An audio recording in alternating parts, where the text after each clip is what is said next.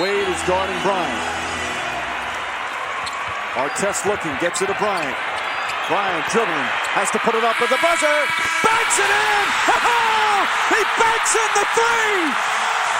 And the Lakers win the game!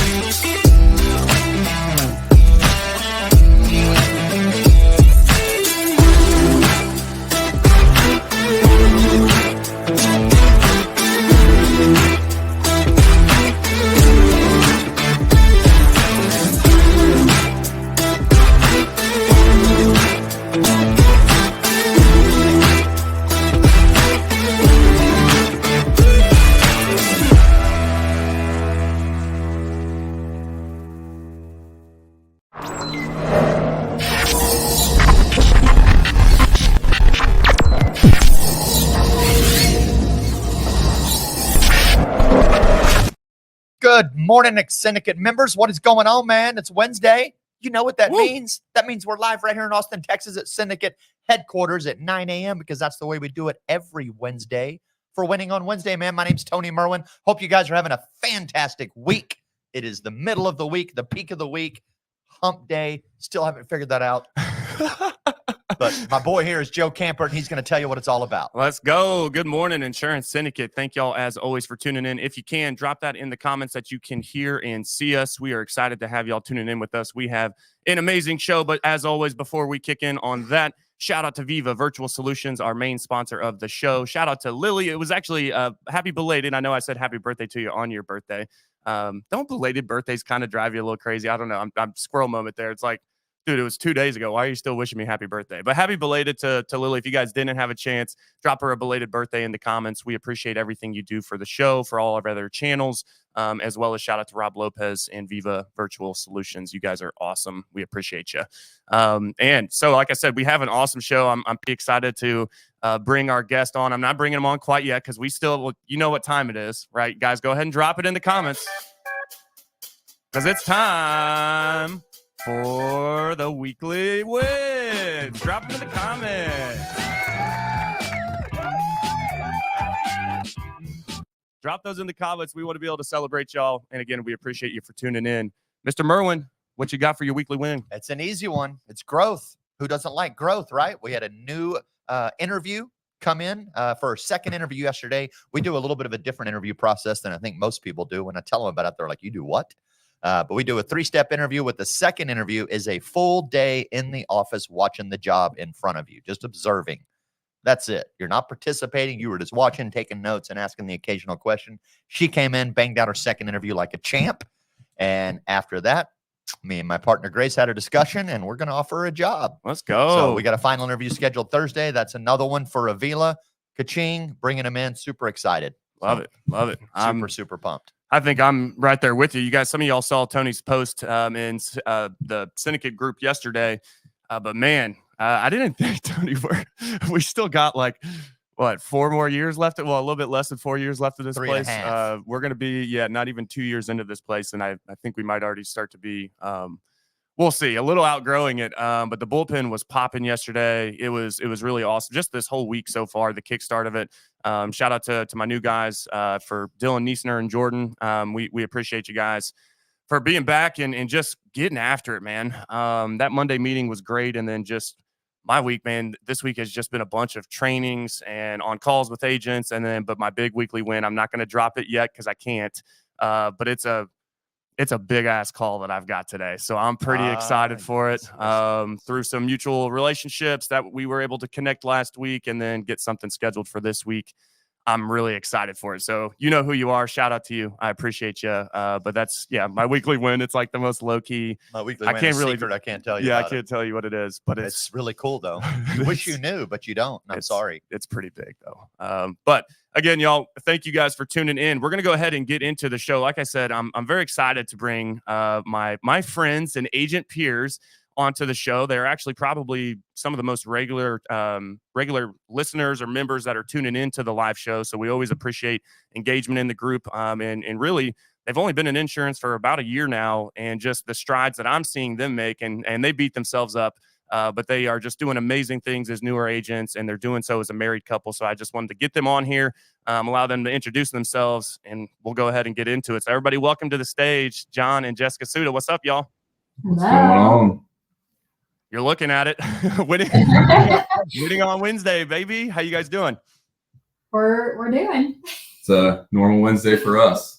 Love it. Love it. Well, for anybody that maybe doesn't know who you guys are or hasn't seen you in the comments or in the group, just go ahead, and Jon, we'll start with you and then to Jess, but just give them a 30,000-foot overview of who are the Sudas and what you guys are about. Yeah. So, Jonathan, we started Summit Insurance, like you said, about a year ago. Been in law enforcement my entire adult life, and wanted something else to go back to, and kind of build ourselves, and reached out to Jess, and here we are. So Reached out to me. Yeah, he's married to her. But yeah, we had a conversation and decided. We had a conversation over the phone, really. Yeah. So it was a reach out, Yeah. Love it. Love it. What about you, Jess? Let them know. Yeah, same thing. I mean, we both went to school for criminal justice, worked in that law enforcement realm for years. And after having our daughter, I was done. I was commuting and everything, and I was just ready for something different. And I really didn't know what that was. Still kind of just, trying to learn all the things. But he literally called me at work and was like, "What would you think about getting your insurance license?" And I was like, "What do I do? How do we go about this?" And here we are, and it's worked out so far. So Love it. Y'all were both in law enforcement? I did probation, and then he was an officer. Is An officer. I would think those probation skills probably come in handy being married to him.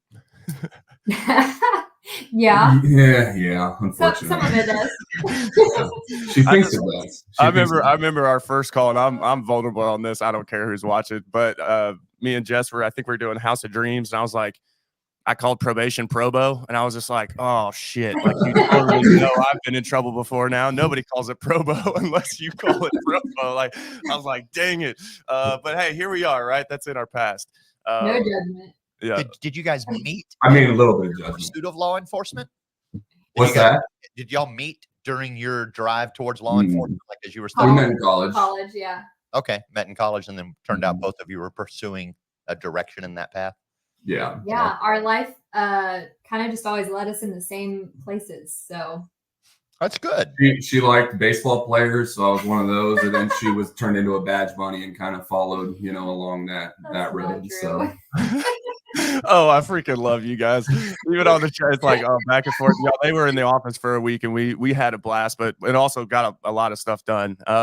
So let's go ahead real quick. We'll start with Jess on this one.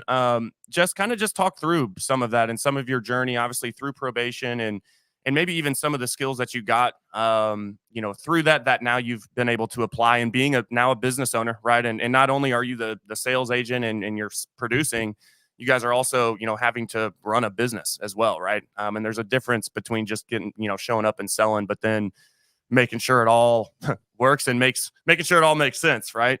So just give us just a bit of your backstory, and then Jon, we'll go to you. And then guys, we do have some pre-curated questions, just for anybody and also, if you are a married couple running an insurance business together, drop that in the comments. I want to see how many people are tuning in, but ultimately you're going to get a lot of value from this. And I think we do have a lot of, husband-wife shops out there, or even just, family run shops, right? Mm-hmm. And just the dynamics that are in there. Obviously, you guys know I come from running a family business. So we've got some really good questions that we'll follow up with. But again, just kind of a little bit more in depth of your backstory, and then we'll switch to you, Jon, and then get into it. Yeah. So how my job helps with me now, is that what you're asking? Yeah, and just maybe talk through how did you even get into probation? I know obviously your degree, but then what led you to, kind of that career, we'll call it, but then ultimately, that leap of faith into insurance, and then maybe how some of that career is helping you as somebody on the insurance side. Yeah. So actually, when I went to school, I wanted to do psychology. I think I wanted to be a psychologist. I don't I think I was really unsure at the time. But I got into psychology. That was my major. Had started my first semester doing all of that. And actually one of the professors there had like approached me during that time. And he just kind of like was like, why are you doing psychology? And kind of introduced criminal justice to me, which I was not an angel child either. And so I don't know. Him and I really got along, and I ended up becoming like his TA and doing all of the criminal justice, and that more so became my major. And then I did a minor in psychology, and I think he really just kind of pushed me through all of that. And I think he saw something in me that I wasn't sure that I did. But that's essentially how I got into the criminal justice stuff, and having addicts in my family and stuff like that. Once I really got into the probation and doing the job and everything, it was helpful, I think. And just knowing that I was making a difference in some people's lives. Some people don't want to change. And that was the really frustrating part of it. But the ones who really did it made it rewarding. So, and honestly, if we still lived where we were before, I probably would still be doing that job. But the commute and stuff was it for me, and the job is stressful. Not that insurance isn't, but it led us here. Yeah. And I really had no idea what I was doing with insurance, but having his background in real estate and all of that, I think has been really helpful. And we have learned so much over the last year, so it's been really helpful. Absolutely. Isn't it crazy how even though it's just insurance, how rewarding it can be to make a difference in people's lives on our side too, even if it is saving them some money on their car insurance, right? Or helping insure their business or whatever, that might be.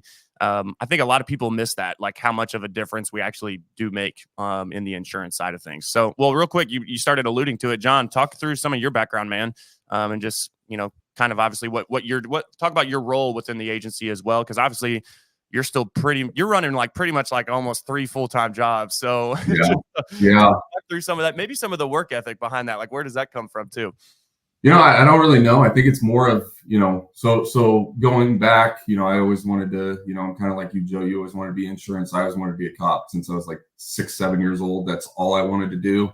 I don't know why. Once you're an adult, what I know now, it's like, why did I ever choose this? But, it's also one of those things that I don't think I'd have a hard time leaving for sure. But started out, played baseball, was from Southern California, played baseball my whole life, year round since I was really young. Then I ended up going to college or going to school in Bakersfield, California. Got recruited out of there to come to Bethany. The work ethic I don't think was always there because I didn't do very good in school at all. School was not my thing. It kind of was just play baseball, and that's the only reason I would even show up to classes was because I needed to play. So ended up, screwing the grades up, ended up in an NAIA school because of that. So came out here to Bethany College in Lindsborg, Kansas, which is where she's, technically from. Little town. I'm from like just south of LA. So very populated, and Lindsborg has like a total of like 3,200 people when the college is in session. So really, really small town, huge culture shock there, going from, fast pace to no pace, just your own pace. And then dropped out of college. So baseball was up, classes weren't, degree wasn't there. Decided I wanted to get into work. I was tired of waiting, couldn't play baseball anymore. Started working at a prison, got on some specialty teams there just to kind of build a resume to go to the street, and then ended up applying for a road position, got patrol, kind of went all in on the patrol things, started, doing instructor courses so I could teach other police officers how to drive emergency vehicles, a bunch of other stuff that, special operations and all that kind of stuff, got really hardcore into it. Which doesn't really do good for your mental health either. It's a demanding job for sure, on both physically and mentally. So kind of had a wake up call and realized it's not that good. Like, the job's fun. Don't get me wrong, the job's fun, but getting married, having a family, there's more to life than just policing, and found out that, you know, it just doesn't pay the way I want it to pay. So ended up getting my real estate license, thinking it was something easy that I can do on the side, and you know, had the time to do, because I kind of worked for myself. I always told myself if I was going to get like an hourly, you know, another job, it wasn't going to be manual labor for an hourly wage. I wanted to work for myself and be able to make the money that I wanted to make. So starting into that, met some really awesome people, met my business partner, and you know, we kind of just took off from there. And I think that's when I started kind of realizing, like, you can work hard and make some good money, and you know, provide a better life for your family and stuff. So, you know, did that for a while. Still do real estate. I'm just more of the development side of stuff, residential and commercial, just because it allows me more time to then focus on running the insurance. So the way we have it is I run the insurance, she sells. I try to build those relationships with the relationships that I've built through real estate, and getting business, you know, to our insurance company, and just let her basically write all the business. So insurance was something we figured. We had real estate, we might as well start something to basically help those customers in a different way. So insurance was kind of I don't know if it was the natural way to go, but it was the way, you know, we went, was, okay, let's get the insurance, you know, an insurance company up and running. And, you know, now we're working on some other things that hopefully, I mean, my winning on Wednesday would be we're one step closer to opening our mortgage branch. This week we got a lender on board, and or we think he's on board, and we've made some really big steps in the last 2 months getting that going. So awesome. We're one step closer to getting a branch to be able to then offer the real estate side with our team of agents, then you know, the mortgage lending side, and then obviously then we can feed that into the insurance as well, and kind of work all of them and feed all of them into those 3 companies. Love that. Yeah. Kudos to y'all. Well, yeah, we forgot to ask Jess, what's the weekly win? I'm still on my high from like 2 weeks ago, getting 50 grand in premium in a week, but I have added 10 just in the last week. So come on, let's go. I'm still riding that win. Is this going to be a record August for you? Probably. Oh, yeah.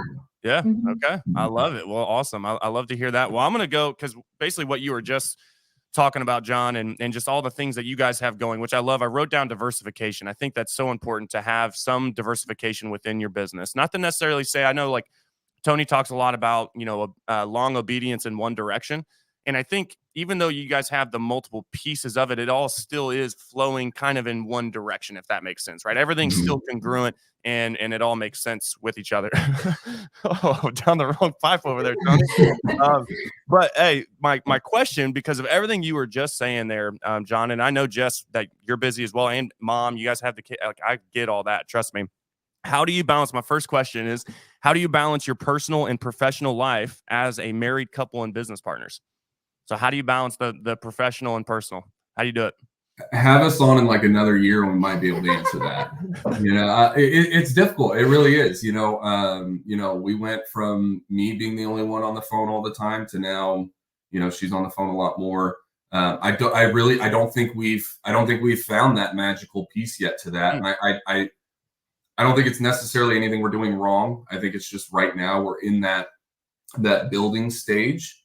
And obviously, you know, we weren't expecting to have, you know, everybody wants to work for themselves, to have that work-life balance that you see on Instagram and all this other, you know, social media stuff. But it's not all, you know, sunshine and roses. You gotta start somewhere. And I think we're still in that. I think we've made it to the top of the hill. We're definitely, since June, coming out to see you, that, you know, learning from you guys and your office there was amazing and really skyrocketed us forward. So I think we're on the downhill of figuring that out. But I think in the last year, there's just been so much going on that there really hasn't been a balance. It's just been a massive cluster. And when we have the opportunity to do something is when we take that opportunity. But I wouldn't say that there's any, like, we have nothing set. Everything is still building.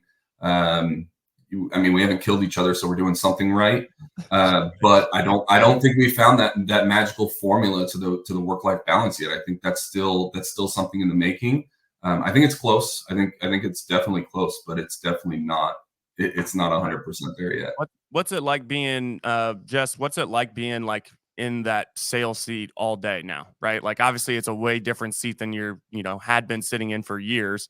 Like how do you balance? And then obviously, got daughter, we've got, we've got dinner, we've got bath time, we've got all the things that come with that. Like, what are your thoughts about just kind of the seat that you're sitting in and how you balance that? Yeah, I mean, it's just very different. Like in my old job, like I still had a desk job. We have a desk here, but like my work came to me in that aspect. And now it's like I'm having to create or generate the work, go out and find it myself, which is very different. Also just trying to figure out, like, I'm type A. And so I have to have a schedule. I have to know what I'm doing. I have to be organized, and trying to find that balance of that, not just in the workspace, but then balancing work and home. Cause it's like, we're at home working. So it's like, I feel like I either get stuck down here all day long and then nothing else gets done. Or if I try to balance and like go do laundry or, empty the dishwasher or whatever it is, then I end up getting sidetracked from work. And it's like, how do I do both so that our home life isn't struggling, but also, making money for our business? And she normally just barks the orders at me when she's stuck anyway. So yeah, get to work, John. Get to work, dude. It's a work in progress, and it's a learning curve for sure. Absolutely. What are your thoughts on that, Merwin? Maria is obviously involved in my, like, she knows everything that I do, but we aren't in business together. Right. Y'all don't work together. It is a challenge, and it's going to be a constant challenge as your business grows. I would say, like, how do you balance your personal and professional life as a married couple? Ultimately, you don't. I mean, and I say you don't in that everything is now one thing, because now you work together, you run a business together, everything you do is together. So in my opinion, the only way you can balance it is you do it together. Whatever is personal, you're doing together. Whatever is professional, you're doing together for the most part, right? Occasionally, obviously, Grace peels out to go hang out with her friends and do her thing. I occasionally go do my thing. But those times, honestly, are rare because we are growing a business and we work our butt off, especially my wife. Like, she works 6 days a week. Usually 12, 14-hour days are not uncommon for her. She outworks me every day. So I've learned to pick up more of the housework, so to speak, to help lift that weight and keep things moving. And it's just a blend. Like, she can see, like, there was a day I generally am on top of laundry. Like, that's kind of my thing now. Like, all right, I'll handle laundry and that'll keep the house moving at a fair clip so that we all have clothes. But the other day, like, I just wasn't feeling laundry, man. I wasn't doing it. And she, instead of like arguing with me or giving me a hard time, she knew I had a rough week. And she's like, man, I'll just pick it up. I got some time and I'll just knock out a couple loads of laundry. Keeps everything moving. But it's difficult because now you work together. So your business is your life to a large extent, especially in the early years, right? When you have to grind, you have to work, you have to grow, you have to keep putting bricks on brick on brick to grow this thing. And you have to put in that type of effort. And while Grace is pretty good at putting in the physical effort easily, my brain runs 24/7 about our business. I can be sitting eating a nice plate of Kung Pao at dinner with her, but my brain is going, how do I get that next interview? How do I make that connection? How do I make this system run a little better? What do I do? And then I'll start talking to her and getting her input on it. She'll be like, is there any way that we can have dinner without talking about business? And I'm like, no. Yeah, but no, because this is our life together now. Our life is building this business. We have a dream to grow this into something much, much, much bigger than it is. So we have to just keep going. Like, we have to constantly be thinking about it and talking about it. And we can't get offended if one of us asks a question because they're thinking about it about the business. Just like, yeah, no, let's do that. We'll talk about it on Tuesday or whatever. But that sounds like a good idea. So that's a tough part, man. And I think it's one of those things that you just have to embrace, that we're in this together. So if one of us decides that it's 9 o'clock at night and I'm cooking dinner and I'm going to talk about the business while I cook, the other one just needs to suck it up and listen. That's my opinion. Well, and sometimes that's the only time that we actually have together to talk about the business. That's a lot of the time, it was only a couple of weeks ago. We're like, hey, let's go out. We have an obsession with Twisters. I don't know why.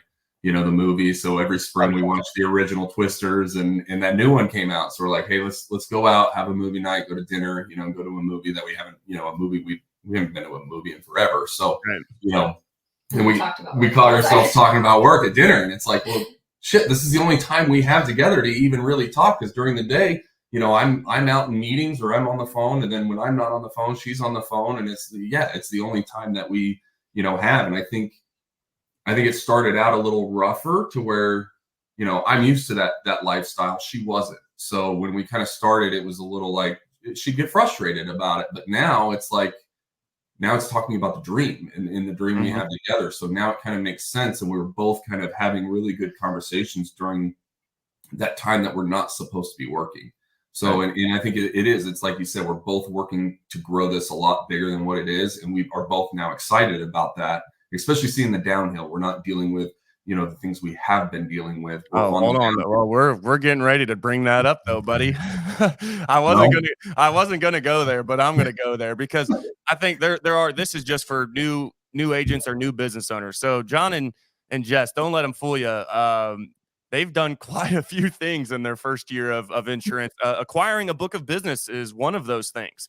I didn't get into mergers and acquisitions until I was like 8-9 years into this thing. So I want to go back to that. I do want to ask, and just again, any type of value or anything that you guys learned through that process. Obviously, I know, but just share with I think there's a lot of value there for anybody that's listening that, hey, here's the things that you need to look for. Here's the things that crap. I wish we would have done this differently. Even, just going and you guys bringing on support to help on that side of things. Can you talk just through some of that? Because, you guys bought a book of business when you were 3 months in, I think. Not even. It was less than 30 days. Wow.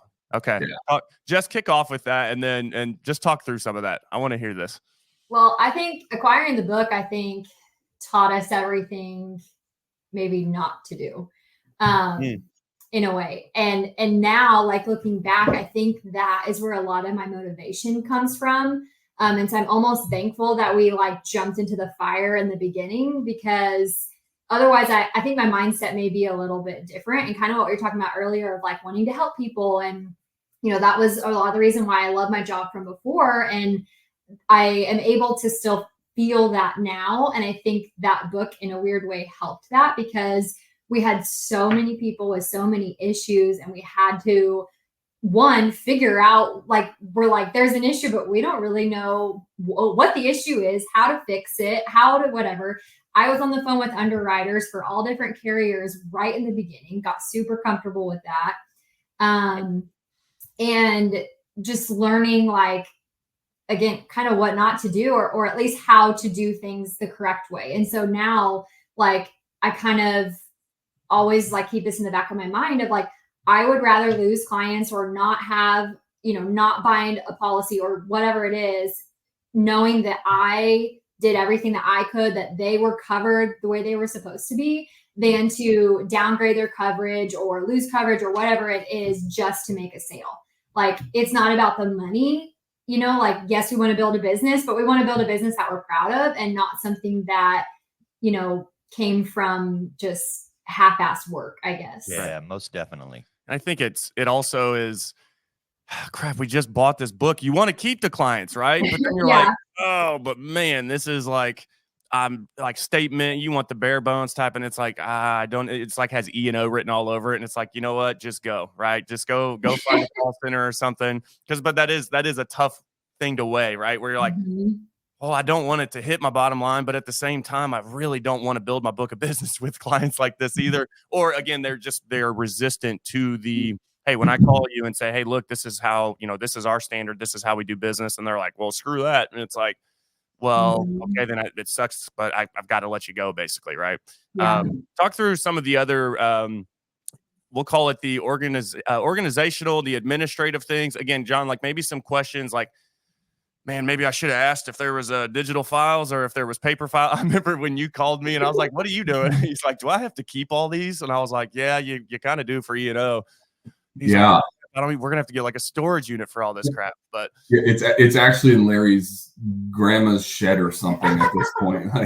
Half of them are probably fake anyways, but I think due diligence is huge. That is kind of you really have to go hardcore. And I think, we were new. we saw the income benefit from it. Being able to, we got Viva too. Our guy's awesome. Henry's amazing at what he does. Has been crazy helpful this entire last year with being able to get everything together with us. But we were kind of rushed into it. And I didn't know what I was doing, obviously. So we were kind of the red flags that I had seen, I didn't want to kind of just jump on it. And when I try to do my business outside of police work, I try to not bring that personality into it because they just don't mesh. This is more of a customer service. That's more of like, you got to make sure nobody dies kind of thing. So I try to not bring that personality into this and think, no, there's no way she's a criminal. You know what I mean? And treat it that way. And so I didn't really listen to the red flags until after. And once I started digging into it and kind of doing my own little investigation into it, that's when everything started to come to light. But we were so rushed into it. We just didn't know why the rushing was needed. But, again, as somebody who was new into this, we just saw the benefit from the income that would come in and how we can use that income to grow the business. I wouldn't say we ignored the red flags, but we definitely I didn't take them as seriously. And unfortunately it led to 10 months of headache. Yeah. So Due diligence is huge. Calling carriers is huge. That was one of the things that we had the issue with. We closed on the book and then found out 6 months prior, the individual was, canceled by Nationwide. So her $14,000 of income from Nationwide, they were already non-renewing and there was no way to stop it. So we weren't going to be able to collect that $14,000 in income from those policies. And we have no access to those clients. Nationwide would not give us access to them. We can't service them.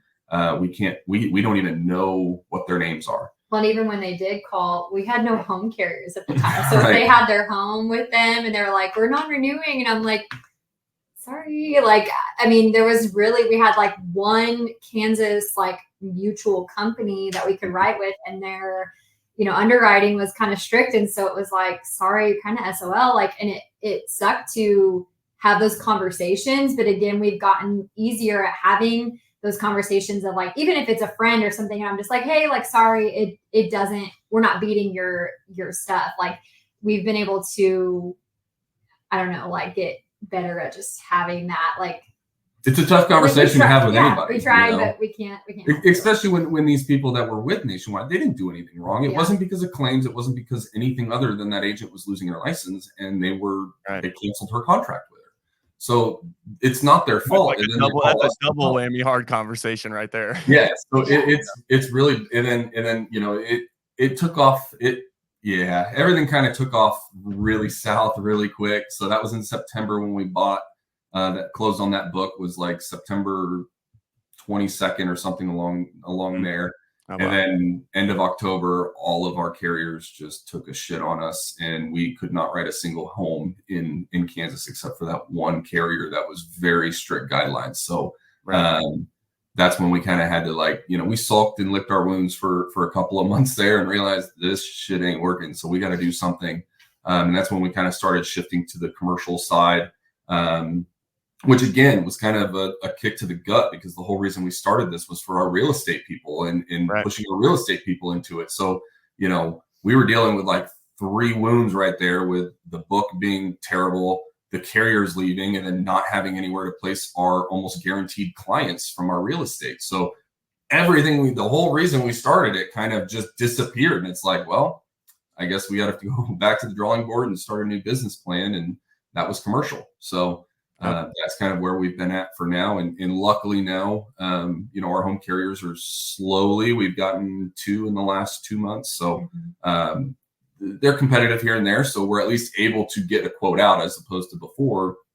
Kansas, the Kansas carrier here, if it had a fireplace, pool, or trampoline, they weren't writing it.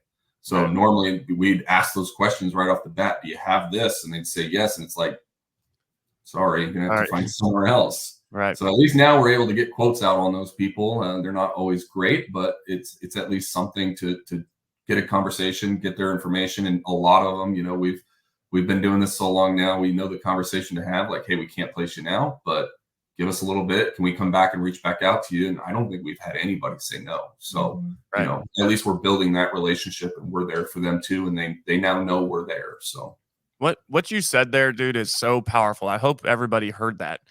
The whole reason that they started the insurance business, literally every reason why they couldn't hit it, right? You guys know my favorite word. It's the word pivot, right? And it happens. Well, and they also found out that Kansas, you got to pivot a lot in Kansas when it comes to property insurance as well, right? But you didn't give up, right? And you adjust and you adapt and you pivot. And I think that's so important, because a lot of agents, I think, if they were put in y'all's shoes, right, especially in that acquisition where it's like, oh yeah, dude, like, I mean, great multiple, this, and this, and then it is like, oh my gosh, I cannot believe this just got added to my plate. And the grand scheme of things, I mean, it didn't kind of worked out. I mean, at the end of the day, I mean, I don't know if I would have, wanted to put up with the headache and stuff, but still, you were able to adjust, adapt, and pivot, other than just bow out and say, you know what, let me just, I'll just be a cop, right? Just probably I could go back to probation, or I could, all the other opportunities that you could have done. But it's like, but no, I believe in this thing, right? Mm-hmm. And I think, there's such a testament to that, like, just like where you're, again, you're not even like, I think, was it a year? You might've been like literally at 12 months in, where you're already issuing over $50,000 in a week. Yeah, and actually, I think the same week that would have been exactly a year was the week that I did that. So, and it's like, I remember, I mean, those were good. And honestly, and I'm not sorry, guys, I'm not throwing any shade if this is you, but I mean, that's what a lot of people do in a month. I mean, I'm not playing. And that was like a good month for me when I was in production, and just seeing, somebody like yourself being able to, again, adjust, adapt, and pivot into other lines of business, to where, guess what? The business still thrives. And like what you just said, John, hey, can I call you back once this market, that you don't go all into the weeds, right? But basically, hey, when this market bounces back, can I give you a ring? And you'd be amazed that, yeah, go ahead. And then you get get your opt-ins and stuff like that, right? So then you're good there as well. I just think I hope people heard that, because that's so powerful that you didn't give in when basically chaos was happening, right? It's like, no, we're going to stick with this. And so that kind of leads me into my next question for y'all, was basically, how has your relationship evolved since you guys have been in business together through everything? Obviously, that's why I wanted you to tell the story, right? But like, what are ways that maybe y'all's relationship has evolved since starting the insurance agency, and obviously all the trials and errors, but also the success and the wins and things like that. Again, how has y'all's relationship evolved, if any? Or, well, I say if any, I know it has, but how? I mean, we're a team. I mean, kind of like what you said of, we didn't give up. I don't think it ever was an option. Like, I don't think either of us ever thought, oh, well, we're just going to throw in the towel. Like, we always were like, okay, well, what do we do now? What do we do now? How do we change? How do we pivot? Like, how do we keep going with this? And we had to work as a team to be able to do that. Not that you don't do that as just husband and wife, but we had to do that as a work, in the workforce too, of how do we get through this together, so that, we're working together to then help with our personal goals as well. I mean, it's definitely, I think, brought us stronger. I think we maybe get annoyed with each other a little more sometimes, just because we're always with each other. I raised your life insurance policy. Let's just say that. No, I mean, I think it's also like having the right people with you.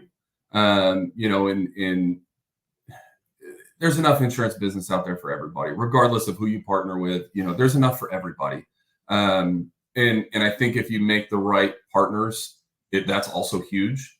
Because then, being a husband and wife, we don't always want to listen to each other. You know what I mean? It's different coming from somebody else than coming, I think I remember, Joe, when we were out there, Jess had that AOR that was like 3 trucks in the GL. And the dude was like, and this was like day 1 too. And the dude was like, yep, send it over. I'll sign it. And of course you throw the party for it, Joe. And then everybody's hopes get up. And then the next morning we come in and that thing's not signed, and now he's ghosting her. And I knew I knew at that time that was going to be a huge hit because of everything we've gone through. That was like finally a win for her in the sales seat. It was like a win. But I know if I had gone and said something to her, it probably would have just pissed her off and it would not have helped. So I went to you and I'm like, hey man, get her back on the phones. Because if I tell her to get back on the phones, I'm going to end up in a ditch. So I need you to go tell her to get back on the phone. Jess pumps your life insurance too. Right. So I was like, if it's me telling her to get on the phones, it's not going to come across the same way. So I need you to go get her back on the phones, get it out of her head and get her back on the phones and back to doing what she needs to be doing. And I think it was that day was like the first call. She ended up with another truck in a CDL school quote out of PA from on the very first person that answered the phone. Mm-hmm. And then it was like, that was gone.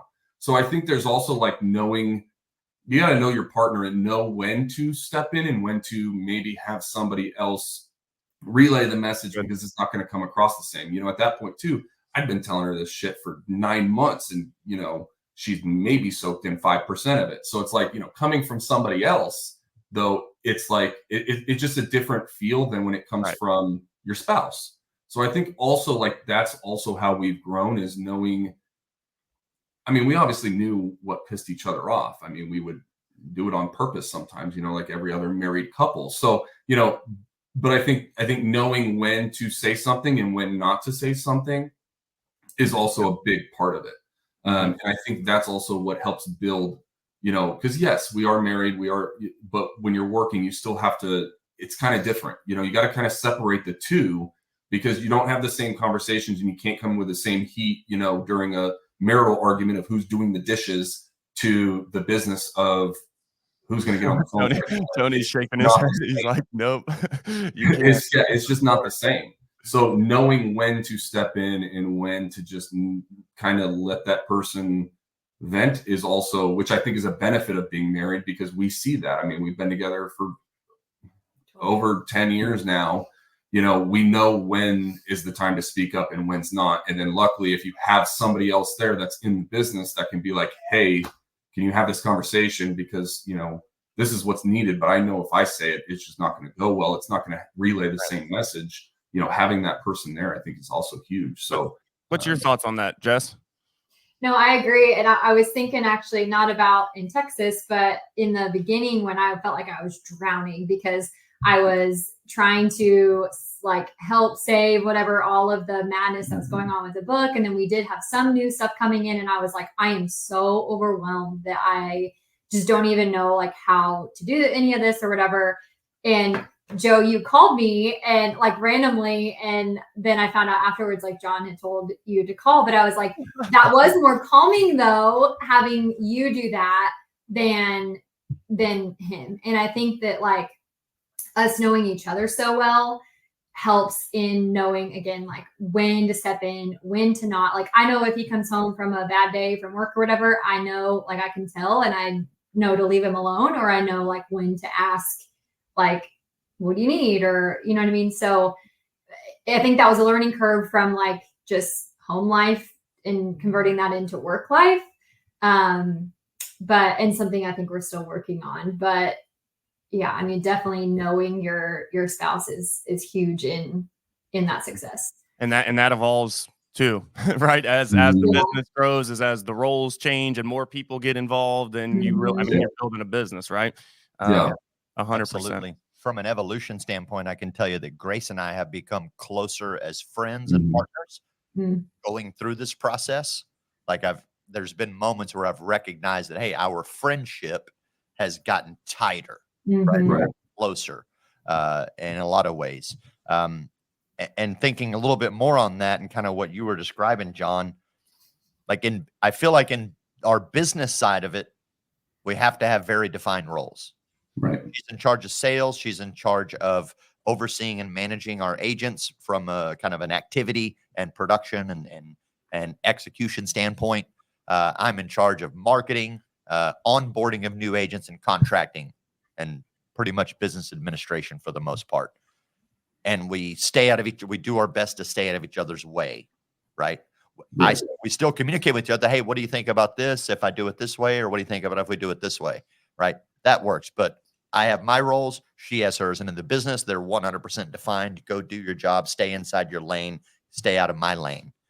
But then at home, everything gets blurry again, right? Mhm. Right. Because we don't have kids that we can say, hey, you go do the laundry.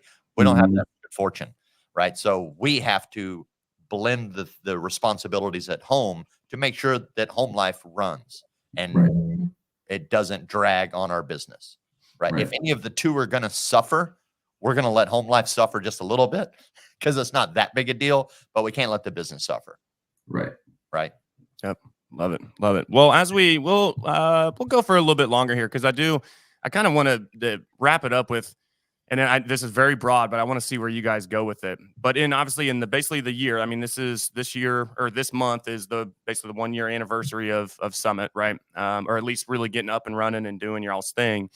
What is like one of the top, one or two things that you think you've learned about insurance in the past year, right? Because I know, like you said, man, dude, I feel like I've learned, and you guys have. I mean, you guys have really expedited the timeline from a typical like green person coming in and getting into insurance. What's like the top, one or two things that you have learned about insurance, that, whether it's something about the clients, whether it's about the product, whether it's about carriers, or you talked earlier about underwriting, Jess, or like maybe, or even something that you just really like about it too, that you found like, man, I never thought I would really, kind of fall in love with this side of insurance. What are one or two things on that? Jess, kick us off. I mean, I think one thing, like, the clients don't know what they have. Like, and I mean, I guess we didn't know what we had probably either, but so I think in learning that and having conversations with people, I think that has helped us to want to not only educate ourselves so that we can educate the clients, but just to like get that out there, like what is insurance, what is coverage, what is this full coverage, like what are you getting from your policy? Because we had no idea. And even still, we're learning new things, especially going into the commercial space. We're like, what is this? Trying to make sure that we know all of these things that we're providing to our clients. But I mean, overall, yeah, I feel like we've just learned everything. I mean, I feel like we've had a massive course of just insurance over the last year, and the good, bad, the ugly. And I think it's helped us to keep moving forward. I think, well, it's you guys probably, Tony was one of those people sitting in that seat. I remember the first time I got eyes on his policy and I was like, what is this, Tony? Your wind and hail deductible is $25,000, man. Like, what are we doing? And he goes, I don't know. It's just this policy. I can't even spell P&C, dude. Yeah. Oh, that was funny. John, what about you, man? Something from the past year. Learn. I would probably say I'm very, unfortunately and fortunately, I'm very familiar with Kansas laws on what insurance agents can do and not do. I haven't really had the ability to get into selling yet because of all the back office stuff, and getting kind of all of our systems more squared away and more fluid. But I had to deal with a lot of attorneys in state investigators and I would say the laws are kind of, if you ever have a question of what an agent can do in Kansas, just give me a shout, because I know quite a bit of it now.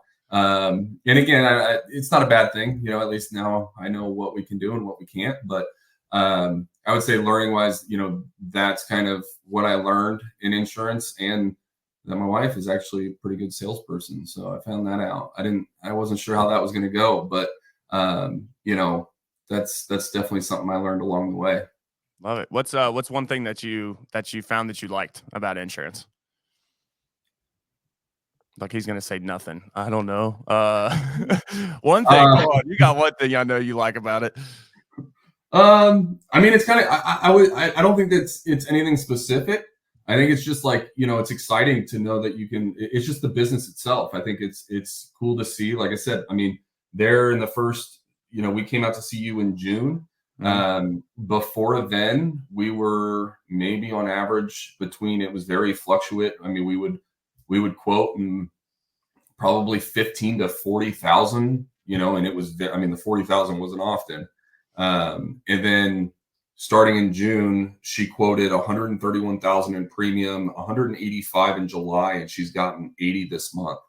So I think what I like to see is how, the hard work is now starting to pay off, and that's kind of, insurance is insurance. Nobody likes insurance. I mean, if you say you like insurance, you're full of shit. Like nobody likes it. It's not, it's not good to look at. No, nobody wants, it's like taxes, you know what I mean? Like everybody's got to pay them, but nobody likes to pay it. But like I said, I like the fact that we are actually able to help some clients and educate them, because she's even had a bunch of clients that literally just went with her over the other person because she was more educated and educated them than their current agent. So being able to do that and kind of open people's eyes to making sure that they're covered, I think is probably the coolest thing about this is, even like she said, we didn't know what our policy meant. Like we didn't know any of that. And I would assume 90% of the people that have insurance don't. So being able to like educate them and kind of open their eyes to know what they're paying for, I think helps them realize, okay, this is worth it. I'm paying what I should be, and I know I'm covered, and I know I'm safe, and my family's safe if something happens. Yep. I know that was a really long answer for that little question, but no, absolutely, man. I mean, I think it goes back to what we were first talking about. It's very rewarding. Like, Yeah. and you can see it, especially if you're doing like, hell, you can see it, you can hear it over the phone when you kind of blow somebody's mind, and they're like, "Are you kidding me?" Right? Or even again, kind of going back, referencing me and Tony's story. I'm sorry, Tony, but it was. I mean, we like quadrupled his coverage and saved him like $3,000 a year, and it's like just by moving it to a better, more competitive carrier, whatever, and just like, are you freaking kidding me? Right? And it's like, and it was like, and I was paying for that. Like, it is so rewarding to see that, or even to the point of where I do such a good job in education, in that review and that discovery phase, right? That they're not so many. I think on the PNC side, this is definitely a PNC specific, is so many people think a lot of these clients are very price centric, which don't get me wrong. Price is we're very commoditized on our side of things. So yes, price is a part of it, but you'd be amazed if, depending on the conversation you're having, you can get them away from price. A lot of people are willing to pay for protection of their family. Like they care about these things, but they don't, kind of going back to your point, John, like they don't really, you don't know if you don't know, right? They don't know what to ask. And like, I don't know if they don't know the policy, they don't know what to care about. So it is, it's our responsibility as, as the advisor, as the experts, to help them really understand, like, dude, if something happens, which knock on wood, God forbid, like stuff happens, it happens every single day, right? Like how many times we get in our cars every day? It's the most dangerous thing you can do. And we literally are in our cars all the time, and there's crashes, there's fatalities, all that. And people don't like, wow, like that is a good point. I don't know if I could come out of pocket $900,000, right? Like that would tank me. My business would be gone. I'd lose everything, right? And then I'm garnishing, my wages are garnished, and now I'm in, it's just crazy what can happen. So yeah, no, I respect that answer for sure. So I guess, well, real quick, I guess as we close out, do you have, well, I guess before I ask my last question, any parting thoughts, questions or anything like that you'd like to ask them? Customers want to work with people that educate them, man.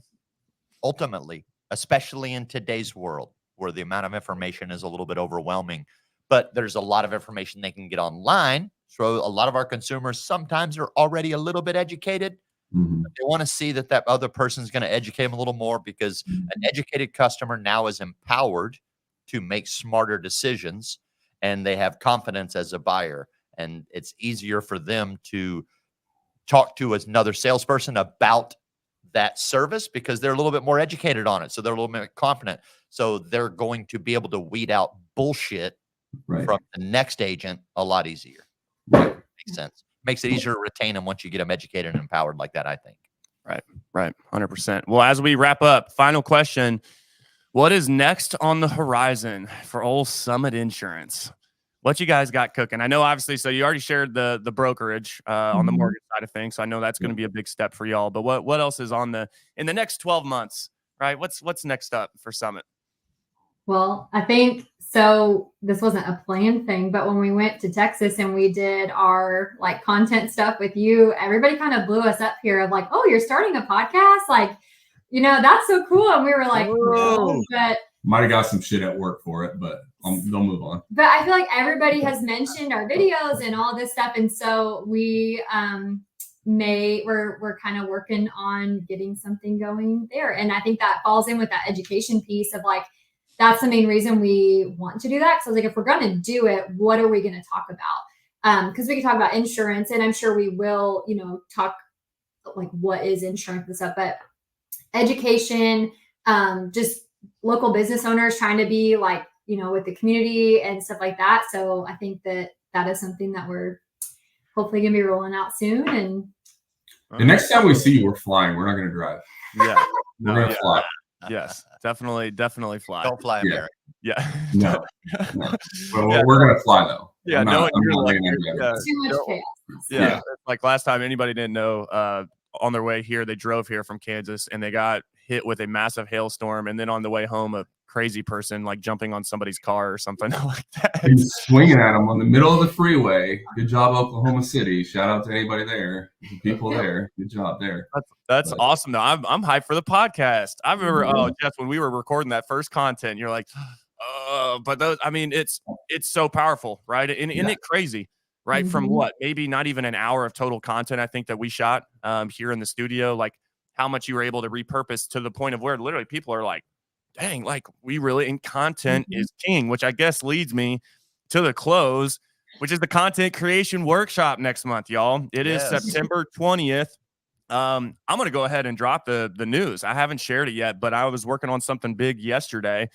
So we actually have a special guest that is going to be joining. Well, John is not going to be able to make it because he's moving that week and new house and everything.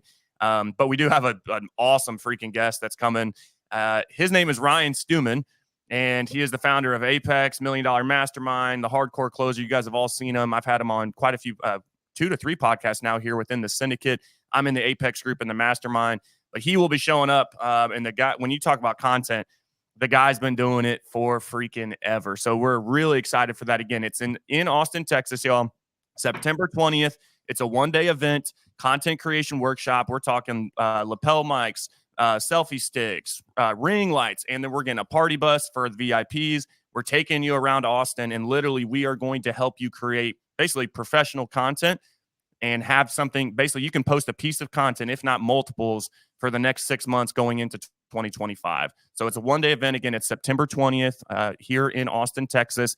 I'll drop the link after the live show is ended. I will drop the link in there for the registration.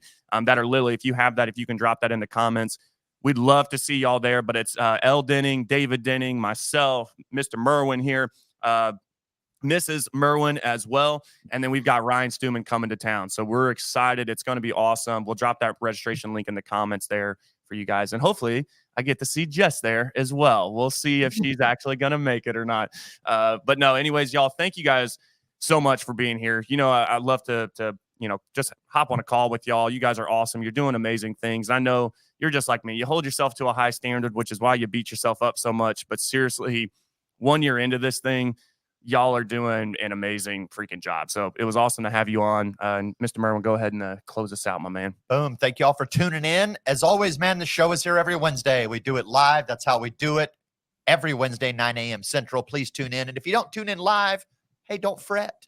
We have it all on YouTube for you. At your own leisure, you can go to YouTube, sit there and eat some Cheetos in your underwear on the couch, watching Winning on Wednesday or any of the other syndicate shows. And if an hour-long content is too much for you, we got it bite-sized on TikTok, YouTube Shorts, Instagram Reels, etc. Go pick up the short ones, man. We love you guys. Thanks again for tuning in. We'll see you next time, Wednesday, 9 a.m., Winning on Wednesday. Let's get it, y'all. Appreciate you guys. Have a good one. Thanks.